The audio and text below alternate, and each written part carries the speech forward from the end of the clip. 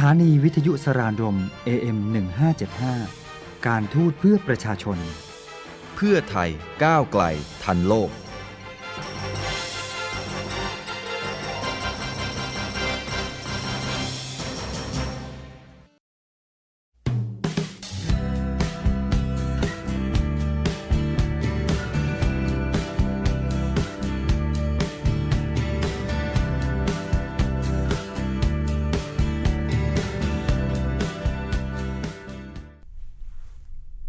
สวัสดีค่ะ It is now 6 p.m. here on Radio Saranrom AM1575, the radio station of the Ministry of Foreign Affairs of Thailand.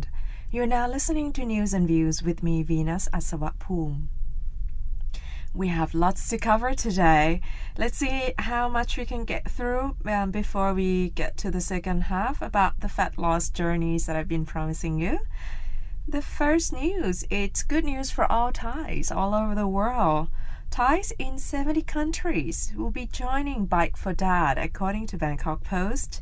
Thai citizens in more than 70 countries are expected to join their compatriots in Thailand to bike ride for His Majesty the King on December 11th. The Bike for Dad campaign was officially launched last Wednesday at the Government House with a plan set up by organizers. Prime Minister Prayut Chan-o-cha said after the meeting to prepare for the event that the organizers expected Thais living in 70 countries to take part in the occasion held to celebrate the King's 88th birthday, which falls on December the 5th. Prime Minister Prayut Chan-o-cha looks at the road bike during the launch of the Bike for Dad event. The cycle ride will begin in Thailand at 3 p.m. with His Royal Highness Crown Prince Maha Vajiralongkorn leading all riders on a 29-kilometer loop. Other provinces will start the event at the same time on routes passing key religious and other important places in their neighborhoods.Other countries will hold the cycling event between 9 a.m. and midnight, depending on their location. The website worldwideweb.bikefordad2015.com will be opened from November 2nd to 15 for registration. So if you live abroad, you have to register via the embassies and the consulate generals, the Thai embassies.But if you're in Thailand, you can get online to bikefordad2015.com and register yourself, or via call center 1122.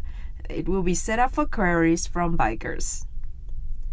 General Prayut said December 11th, which is on Friday, will not be a public holiday, and traffic plans will be mapped up to prevent congestion on that day.So that's the update for now. The website will also be available in both Thai and English. And if there's any more updates on the news, I will definitely bring you the update. Now let's see what's going on in Thailand last week. There's an official visit to the Kingdom of Thailand of the President of the Democratic Socialist Republic of Sri Lanka.His Excellency Mr. Maithripala Sirisena, President of the Democratic Socialist Republic of Sri Lanka, and his delegation comprising ministers and business delegates will pay an official visit to Thailand from the November 1st to November 4th.Oh, it actually will be happening the first week of November in 2015 by the invitation of His Excellency General Prayut Chan-o-cha, Prime Minister of the Kingdom of Thailand. The visit will highlight the 60th anniversary of the establishment of the diplomatic relations between Thailand and Sri Lanka this year. To commemorate this special occasion, the President of the Democratic Socialist Republic of Sri Lanka will bring Buddha's relics.From the historical place for exposition, which will be open to the public to pay homage at Puttamonton from the 2nd to 16th November 2015. So it's such a special occasion indeed. In addition, Pirith chanting will be conducted by 60 Sri Lankan senior monks, and the president will present a Buddha statue to the royal Thai government as a gift for this special occasion. It will be at Thamataram Temple in Ayutthaya, which was the residence temple of Phra Ubali Mahathera before he went to Sri Lanka in 1755. During the visit, the Prime Minister and the President will discuss bilateral issues such as ways and means to promote cultural relations, trade and investment, tourism, as well as cooperation in regional and multilateral spheres. They will also witness the signing of MOU on technical cooperation between the Royal Thai government and the government of Democratic Socialist Republic of Sri Lanka, and will exchange commemorative stamps. So we now have commemorative stamps of Thailand and Singapore to commemorate the 40th anniversary of relation between Thailand and Singapore, and we'll probably have some of the Thailand and Sri Lanka commemorative stamps to give away as well. So feel free to write either email or postcards, letters. I will give you the address at the end of the program, and you can write in for a special stamps giveaway. So in addition to the talk, the President and the Deputy Prime Minister Somkit Jatusipitak are scheduled to deliver keynote addresses and remarks at the Thai-Sri Lankan business forums with the presence of both business delegations. So this official visit will serve to cement the long-standing amicable relations between the two countries and peoples. Next is the training that we provide for a specific group that you probably haven't heard much about it in the news, because some of the work that we do, it's been routine work, but I thought it's interesting to share with you what we had been doing during September and October. Basically, the Ministry of Foreign Affairs, together with the British Council and Alliance Française in Bangkok, have co-organized English and French training courses between 28th September to 16th October 2015 for 101 Thai military and police officers preparing to participate in the United Nations peacekeeping operations. This marks the fourth consecutive year of a very fruitful partnership between the Ministry of Foreign Affairs and the British Council, and the second consecutive year between the Ministry of Foreign Affairs and Alliance Française. The English training courses constituted two curriculums, one designed for preparing future peacekeepers to be deployed in UN peacekeeping missions, while the other aimed for officers who already have experience in UN peacekeeping missions abroad and are now serving as trainers for the next generation of Thai peacekeepers. As for the French training courses, Alliance Française has also arranged two curriculums. The first is for police officers who do not have French language skills, 11 of whom have already been selected to be deployed in the UN peacekeeping mission in Haiti, where French is the official language. The second curriculum is for Thai military and police officers who have some French language background in order to further the effective fulfillment of their duties when they're deployed in UN peacekeeping missions in French-speaking countries. Since Thailand became a UN member state in 1946, more than 20,000 Thai military and police officers, both men and women, have been deployed and have proudly served in more than 20 UN peacekeeping and related operations worldwide. Presently, 32 Thai military and police officers are serving in 5 UN peacekeeping missions in Darfur, Sudan, India-Pakistan border, Liberia, Haiti, and in South Sudan. Next, it's a press release regarding the case of Mr. Opa Chan Suksai, which some of you might have been following the news. So regarding the case of Mr. Opas Jansuksai, who was charged with the violation of the lèse-majesté law in October 2014 and appeared at Bangkok Military Court on October 16th, the court ruled that Mr. Opas was found guilty and sentenced to 3 years in prison, but the sentence was reduced to 1 year and 6 months as the defendant confessed to the charges. In 2014, Mr. Opas was originally sentenced to 3 years, but the prison term was halved because he admitted to the crime. The new sentence will start once the existing one ends in January. The Ministry of Foreign Affairs reaffirms that the case has been treated fairly and conducted in accordance with due legal process. The lèse-majesté law is part of Thailand's criminal code. It gives protection to the rights or reputations of their majesties the king and queen, the heir apparent, or the regent in a similar way libel law does for commoners to uphold national security and public order.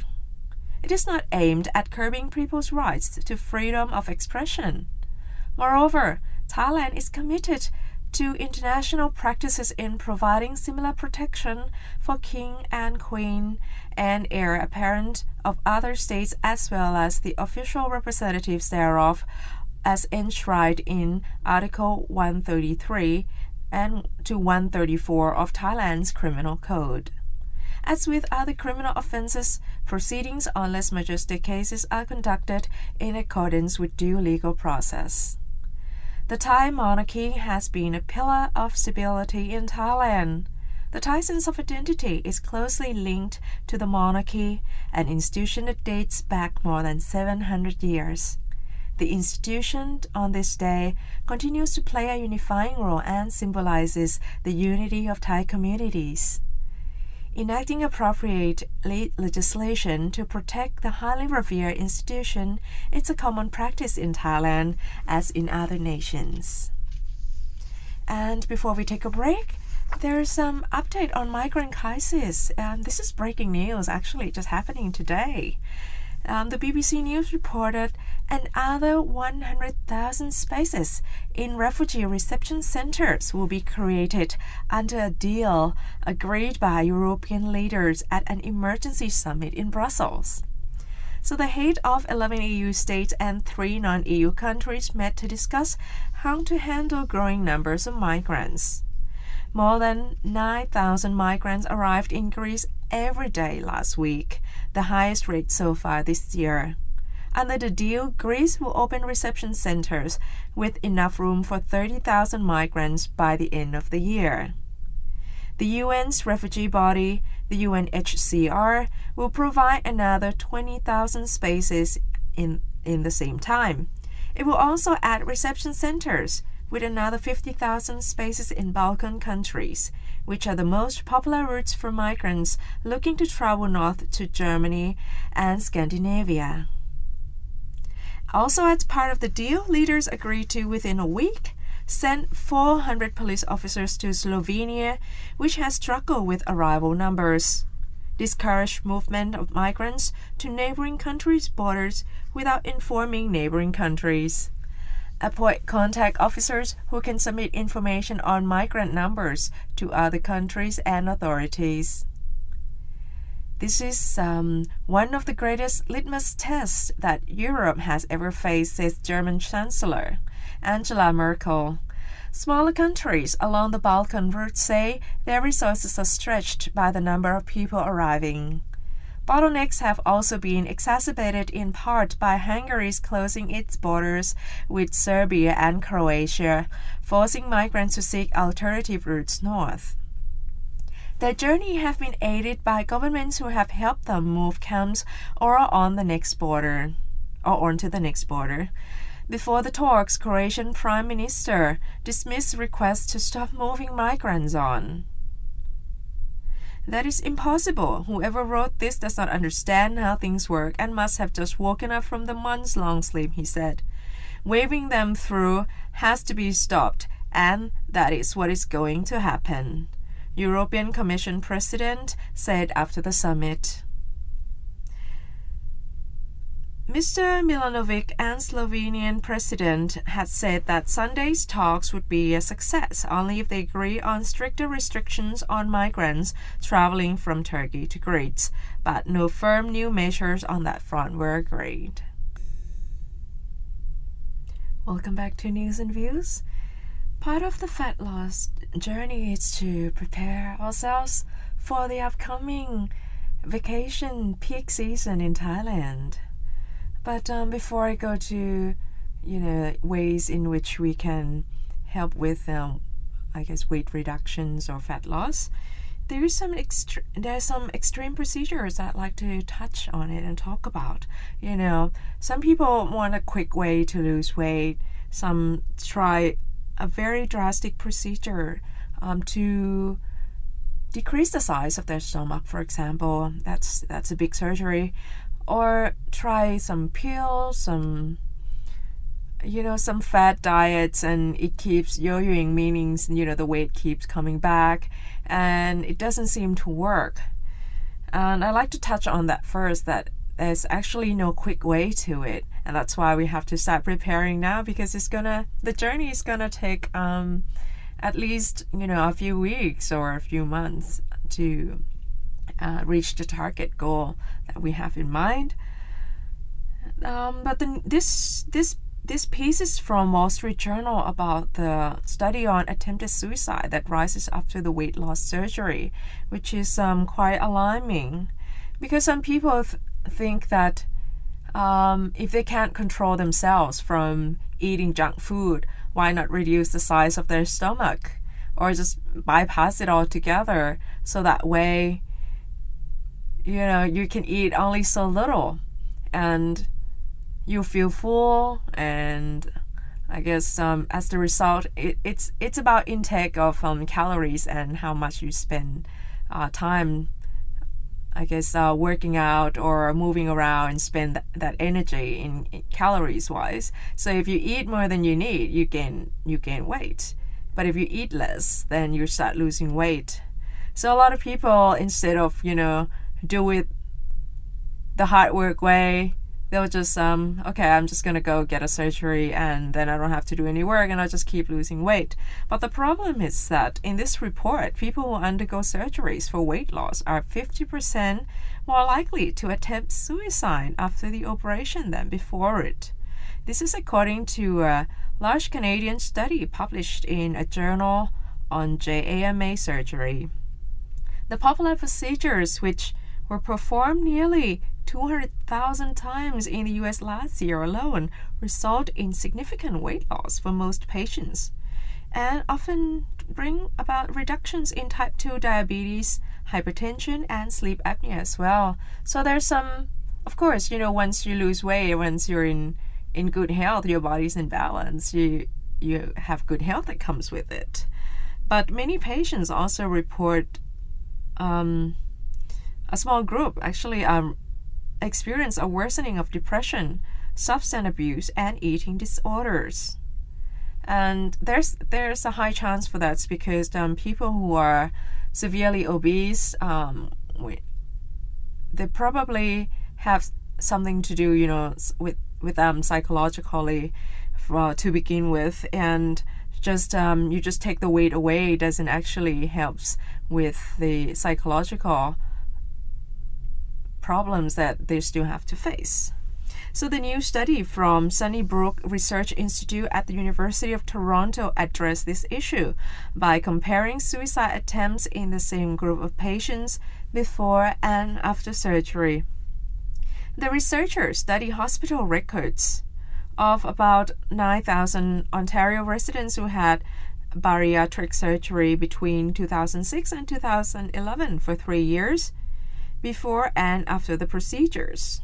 And of the group, 111 were treated for 158 self-harm emergencies at hospitals during those years. 1/3 of those suicide attempts occurred before the patients had the surgery, and 2/3 occurred afterwards. Overall, the rate of self-harm attempts was about 2.3 per 1,000 before the surgery and 3.6 per 1,000 afterwards, compared with fewer than 1 per 1,000 in general population. So that's 3 times as much. The study wasn't able to capture data on completed suicide attempts or incidents in which patients weren't treated at hospitals, so the author said it likely underestimated the true rate of suicide attempts. So basically they only record the attempts and when people got treated, but people who actually committed suicide and passed away or died, the number hasn't been included in this study. The researchers were also unable to determine whether the patients who harmed themselves had regained lost weight or were struggling with other issues. Almost all who attempted suicide had been diagnosed with major depression before the surgery. So, like I said, a lot of time, gaining weight is just a symptom of whatever people are facing, major depression, and it just I guess a way to deal with depression for them, and just taking the weight away doesn't really deal with the core problem. So most of the attempts occur between 2 and 3 years after the surgery, which the author said underscored the need for longer follow-up counseling. We have to acknowledge that it's a life-changing procedure. Patients have to adapt to a new lifestyle, which can be stressful for them. And the procedures which either reduce the stomach's capacity to hold food or bypass part of the intestines to limit absorption do require patients to change their eating habits substantially.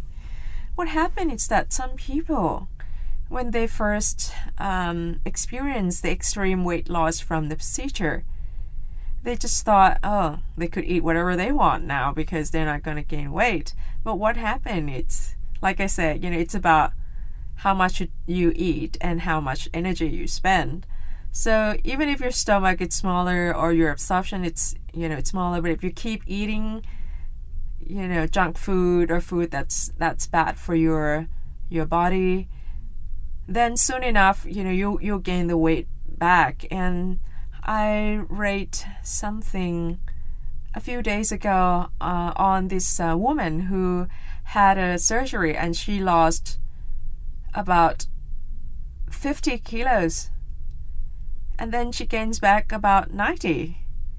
This is in the course of I think a year or two from that, and she was really depressed because what happened, a lot of time people who go for this surgery do not have clear understanding about clean eating or how to eat balanced food, and the habit just keeps on going even after the surgery, and it's really detrimental to health, especially if you can't eat a lot or your body can't absorb a lot. You do need to focus on clean eating even more so that your body has enough good food and good nutrients to feed the body and to function well.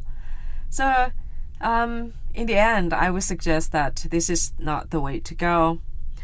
But our time has come to an end, so I guess we'll continue the weight loss journey in the next week on News and Views. And of course, if you would like to write me a letter or send a postcard, please write to Venus Atsawapum at the Ministry of Foreign Affairs of Thailand, 443 Rama 6 Road, Ratchathewi, Bangkok 10400. Have a pleasant evening, and I'll see you next week. สวัสดีค่ะ